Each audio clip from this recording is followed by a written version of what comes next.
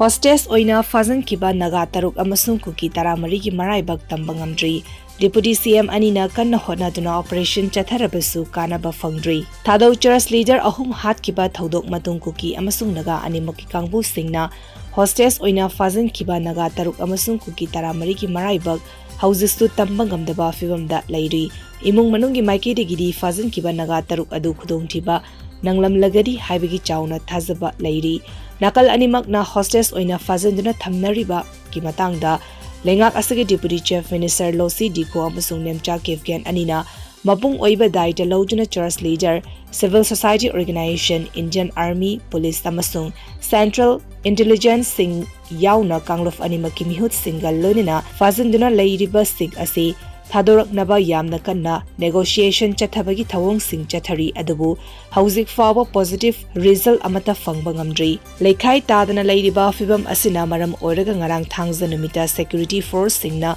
Kuki militant singni chingnaba singna phajinduna thamkhraba Nagagi biyoi taruk adu Phongnaba Kangpopi district ki tongan mafam singda park sana operation chathaki adubu langla langzil amata phangba leitri. Deputy chief minister losi dikhona haikibada hauzik fawa operation purakpa ngamdana leiriba crisis asigi matangda church leader single lonina nakal animakta convince taunaba fana kana honari fakiba miyoi sing adu soidana halakani. Kuki community ki fakiba miyoi taramari adu su aso engam yaudana leiri micham miyam ki punsi amata awafamda tahalloidabani hairi adum oinamak isu asigi matangda deputy chief minister nemcha kipgen gi maikidegidi comment amata phongdorakpa leitri adumakpu Kuki jo leader singna church leader sing adu amasung police ka loinena community asigi village defense volunteer sing adu convince tawjuda fazilaga thamliba Naga sing adu thadoraknaba yamna kanna hotnari. Lisinga maga jamapan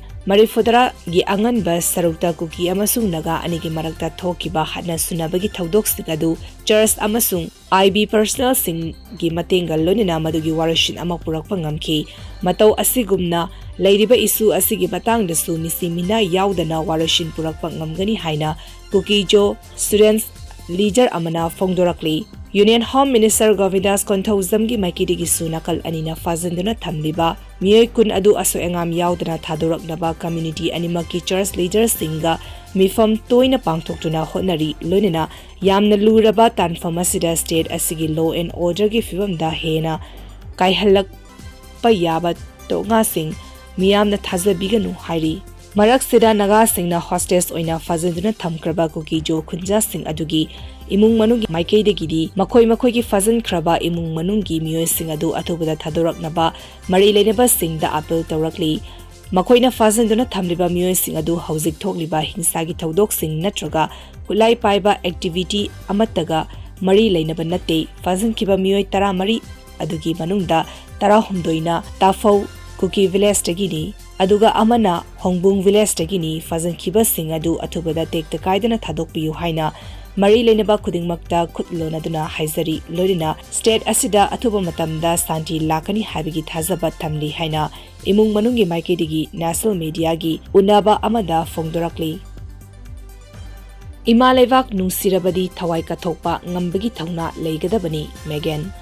Leipak nungsirabadi thawai kathokpa ngambagi thouna leibatai apunba Manipurgi saktam asi semgatnaba hotnabada laioi khraba ipaipu singna tampak khakta natana chingda khundariba ichil inaw sing amata oina tasan khomjinduna apunbagi saktam ama sagatuna lakhibani haina UNLF ki hanagi chairman RK Megan na phongdokre nongma panbana lakpada mikap thoklasi ekhogi mitei khunai haiba thimda social sporting club sektana senduna ngasi ingagi noma panba numit ka mari lenina lainingthau achangba ipagi pangthokiba mifam ga mari lenina RK Megan na wafapasi phongdokladuna makhatana haikibada ngasi tampak lamda khundariba maitei singasi jai kayagi mamangda chingdagi kumtharaktuna tampakta khundakiba gi wari leiribani matam aduda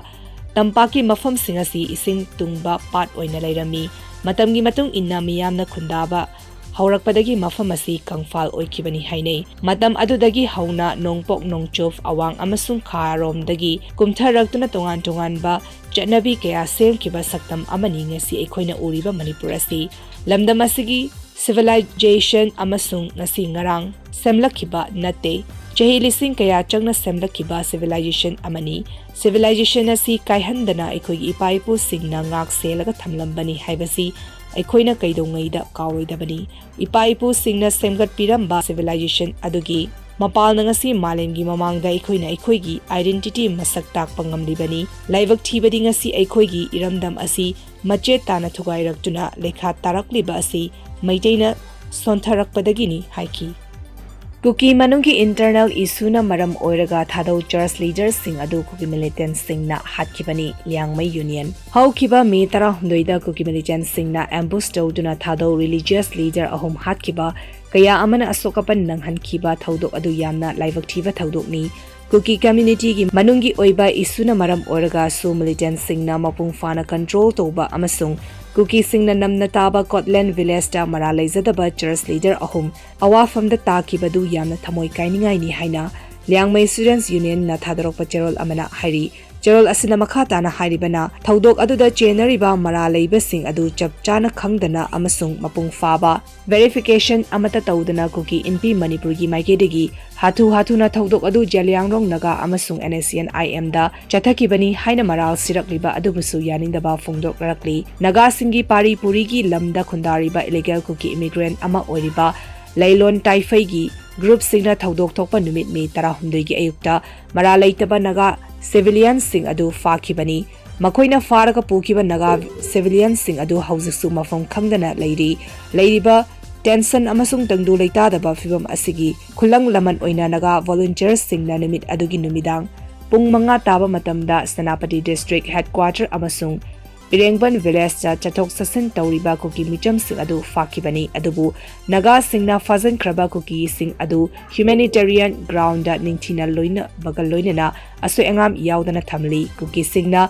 fakhiba naga civilian sing adu asoi angam yaudana thadorak nabagi damakta Kuki miyoi sing adu chumna khaki phajinduna thambani maraksida Kuki singna Senapati district students association gi president ki mathakda siriba maral sing adu Punglan lalaba amasung miyambu lana lamzingnaba honabani thawong adu akanba maungda condemn tawi Kuki terrorist singna mara leizadaba naga sing Kuki terrorist sing aduna fakhibana maram oiraga naga volunteer singna maduda namduna saruk yahankhibani Kuki singna phajinduna thamliba naga hostess sing adu athuba matamda condition amata yaudana thadorakadabani adubu Kuki singi makedigi makoina hauzik fawba phajinduna thamliba naga sing adu hauzik fawba Thadorok u haiba yajui haina nungnangba phongdokladuna Kuki students organization Delhi NCR na New Delhi gi Jantar Mantar da naga singda target tawduna protest tawkibadu yamna thamoi sokningai ni Thadou inpi Manipur gi maikidegi Thadou leaders sing adu Kuki militant singna hatkhibani haina phongdokhiba leikrabani leiriba irang asi hena chauthok hannaba amasung aranba pau sandokliba asigi thaudang pumba Kuki inpi Manipurna pugadabani Karigumba naga hostess sing adu asu engam thokpa tarabadi naga singna kaidongaida tumina leiroi hairi